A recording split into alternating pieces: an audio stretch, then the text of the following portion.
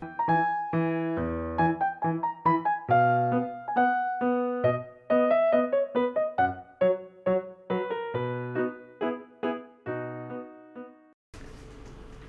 ทานอีสปเรื่อง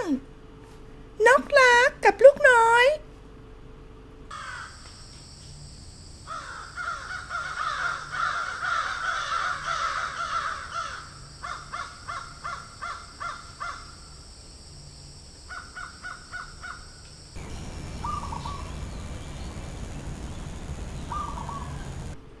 นกลาตัวหนึ่ง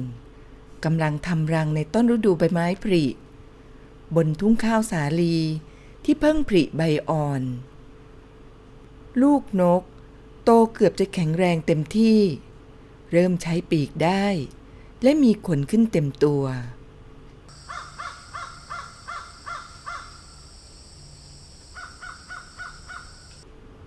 เมื่อเจ้าของไร่พูดขณะมองข้าวสาลีที่โตเต็มที่แล้วว่าถึงเวลาที่ข้าจะต้องขอแรงเพื่อนบ้านทุกคนให้มาช่วยเก็บเกี่ยวแล้วลูกนกลากตัวหนึ่งได้ยินคำพูดนี้มันถ่ายทอดให้แม่ฟังและถามว่าพวกมันควรย้ายไปอยู่ที่ไหนเพื่อความปลอดภัยยังไม่ถึงเวลาย้ายที่อยู่หรอกลูกแม่นกตอบชายคนที่ขอแรงเพื่อนบ้านมาช่วยเก็บเกี่ยวยังไม่ได้กระตือรือร้นอะไรจริงจังนัก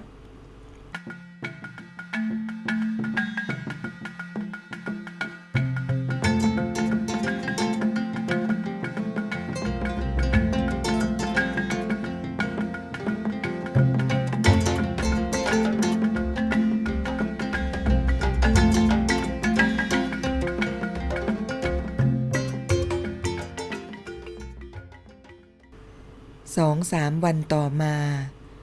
เจ้าของไร่กลับมาอีกครั้งและพบว่าเม็ดข้าวสาลี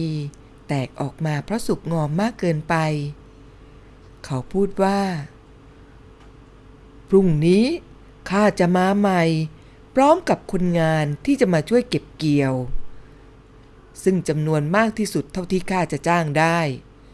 และจะเริ่มลงมือเก็บเกี่ยวแม่นกลากได้ยินคำพูดเหล่านี้และพูดกับลูกๆว่าตอนนี้ถึงเวลาไปกันแล้วลูกน้อยของแม่เพราะเที่ยวนี้ชายคนนี้กระตือรือร้นมากเขาไม่ไว้ใจเพื่อนๆอีกต่อไปแล้วแต่จะลงมือเก็บเกี่ยวด้วยตัวเองนิทานเรื่องนี้สอนให้รู้ว่าตนเป็นที่พึ่งแห่งตน